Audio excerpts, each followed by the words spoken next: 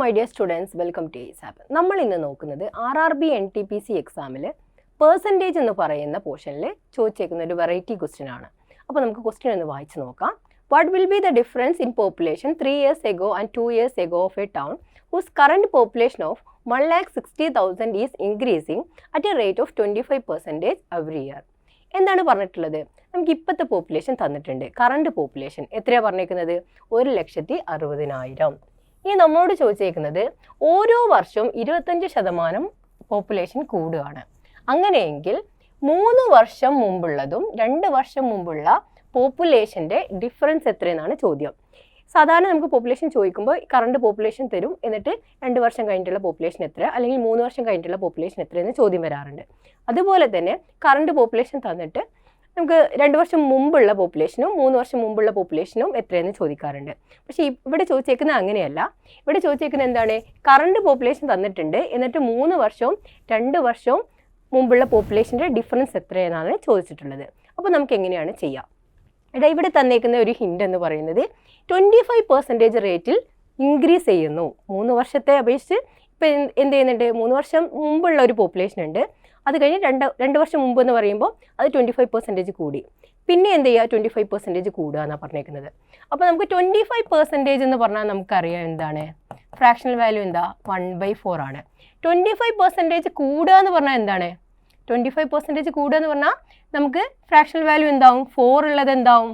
5 ആവും അല്ലേ? 25% കുറയുക എന്ന് പറയുകയാണെങ്കിൽ 4 ഉള്ളത് എന്താവും? 3 ആവും. അപ്പോൾ ഫസ്റ്റ് ഇയറിൽ 4 ഉള്ളത് 5 ആയി. സെക്കൻഡ് ഇയറിൽ എന്താവും? പിന്നെയും 4 ഉള്ളത് 5 ആവും. തേർഡ് ഇയറിൽ എന്താവും? പിന്നെയും 4 ഉള്ളത് 5 ആവും. ഓക്കെ അല്ലേ?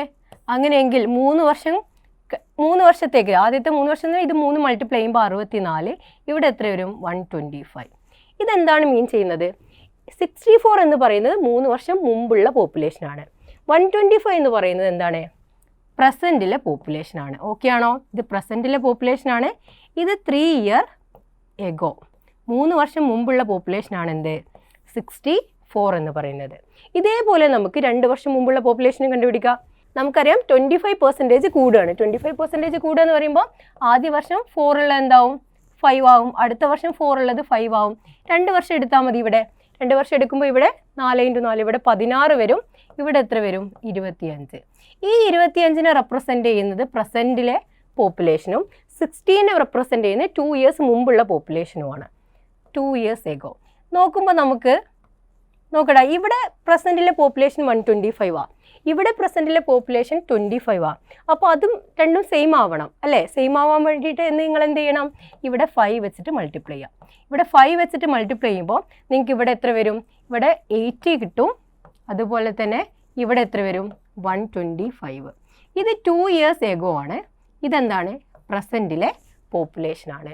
ഇപ്പോൾ എന്തായിട്ടുണ്ട്? പ്രസൻറ്റിലെ പോപ്പുലേഷൻ സെയിം ആയിട്ടുണ്ട്. ഓക്കെ ആണോ? ഞാനൊന്ന് മാറ്റിയിട്ട് എഴുതാം. 3 ഇയേഴ്സ് എഗോയിലെ പോപ്പുലേഷൻ എന്ന് പറയുന്നത് 2 ഇയേഴ്സ് എഗോ, അതുപോലെ തന്നെ പ്രസൻറ്റിലെ പോപ്പുലേഷൻ എന്ന് പറയുന്നത് 125 ആണ്. ഇനി അടുത്തത് 3 ഇയേഴ്സ് എഗോ എത്ര വരും? 64 ആണ്. 2 ഇയേഴ്സ് എഗോ ഇവിടെ നിങ്ങൾ മൾട്ടിപ്ലൈ ചെയ്തപ്പോൾ എത്ര കിട്ടി? നോക്ക്, 80 ആണ്.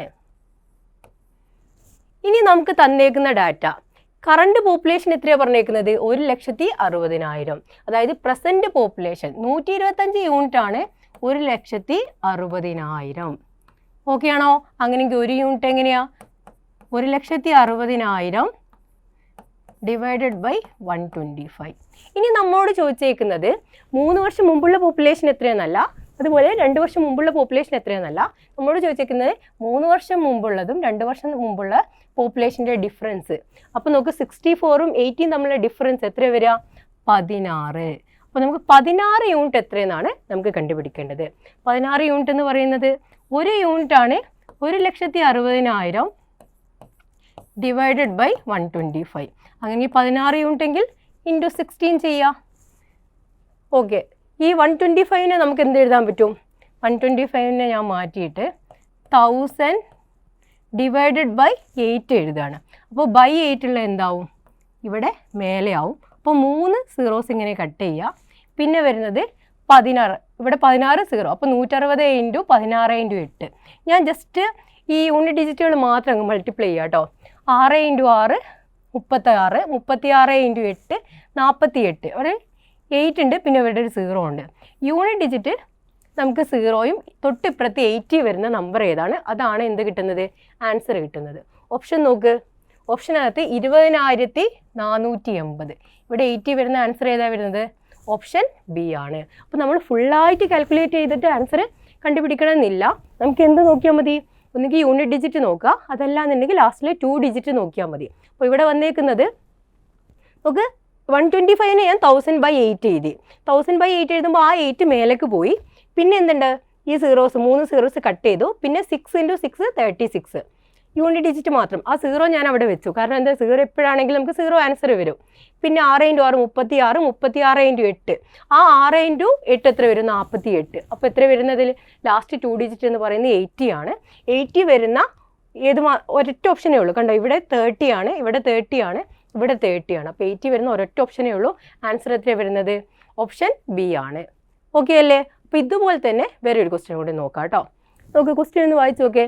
What will be the difference in population 3 years ago and 2 years ago of a town whose current population of 2,50,000 is increasing at a rate of 25% every year? ഇവിടെ നമുക്ക് റേറ്റ് സെയിം ആണ്, 25%ലാണ് കൂടുന്നത്. പിന്നെ കറണ്ട് പോപ്പുലേഷൻ എത്ര പറഞ്ഞു, 2,50,50,000. അപ്പോൾ നമുക്ക് എന്തൊക്കെ എഴുതാം, 25% എന്ന് പറഞ്ഞാൽ നമുക്കറിയാം എന്ത്, 1/4 ആണ്.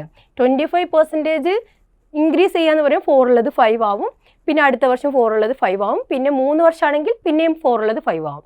അപ്പോൾ 3 വർഷം മുമ്പ് എത്രയാവും, 64 ആവും അല്ലേ? ഇപ്പോഴത്തെ പുതിയ പോപ്പുലേഷൻ, പ്രസൻറ്റ് പോപ്പുലേഷൻ 125 ആണ്. ഇത് 3 years ago, ഇത് പ്രസൻറ്റിലെ. ഇനി 2 വർഷത്തെ കണക്കെടുക്കുകയാണെങ്കിലോ, 2 വർഷം എന്ന് പറഞ്ഞാൽ ആദ്യം 4 ഉള്ളത് 5 ആവും, പിന്നെ 4 ഉള്ളത് 5 ആവും. അപ്പോൾ 2 വർഷം എന്ന് പറയുമ്പോൾ 16 ഉള്ളത് എത്രയാവും, 25 ആവും. അപ്പോൾ നമ്മൾ ആദ്യം ഇവിടെ സെയിം ആക്കുക.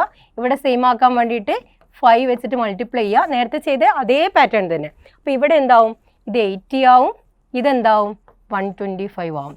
ഇത് 2 years മുമ്പുള്ളത്. ഇതെന്താണ്, പ്രസൻറ്റിലെ പോപ്പുലേഷൻ. പ്രസൻറ്റിലെ പോപ്പുലേഷൻ 125, കറക്റ്റ് അല്ലേ? ഇനി നമുക്ക് തന്നേക്കുന്നത് പ്രസൻറ്റിലെ പോപ്പുലേഷനാണ് തന്നേക്കുന്നത്. പ്രസൻറ്റിലെ പോപ്പുലേഷൻ എത്രയാണെന്ന് എഴുതുന്നത്. ഇനി 2 years മുമ്പുള്ളത് എത്രയാണ്,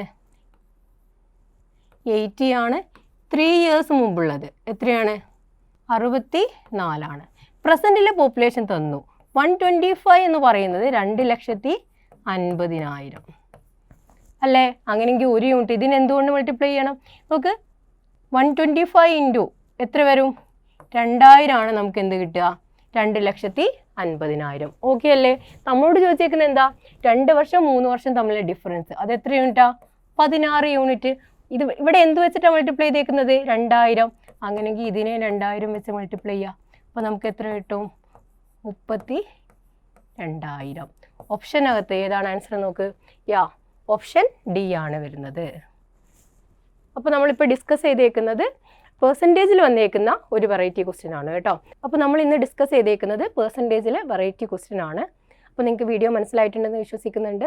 മനസ്സിലായിട്ടില്ലെങ്കിൽ ഒന്നുകൂടെ പോസ്റ്റ് ചെയ്തിട്ട് വീണ്ടും ഒന്ന് കണ്ടു നോക്കാം. അപ്പോൾ ഇത്തരം ഇൻഫോർമേറ്റീവ് ആയിട്ടുള്ള വീഡിയോക്ക് വേണ്ടിയിട്ട് ഈ ചാനൽ സബ്സ്ക്രൈബ് ചെയ്യുക. നിങ്ങൾക്ക് SSC RRB ബാങ്ക് എക്സാംസിന് പ്രിപ്പയർ ചെയ്യുന്ന ഫ്രണ്ട്സിന് വേണ്ടിയിട്ട് ഷെയർ ചെയ്യുക, ലൈക്ക് ചെയ്യുക. നിങ്ങൾ പുതിയ ഏതെങ്കിലും ടോപ്പിക്സ് നമുക്ക് ഡിസ്കസ് ചെയ്യണമെന്നുണ്ടെങ്കിൽ അത് ജസ്റ്റ് ഒന്ന് മെൻഷൻ ചെയ്യുക. അപ്പോൾ മറ്റൊരു വീഡിയോയിൽ വീണ്ടും കാണാം.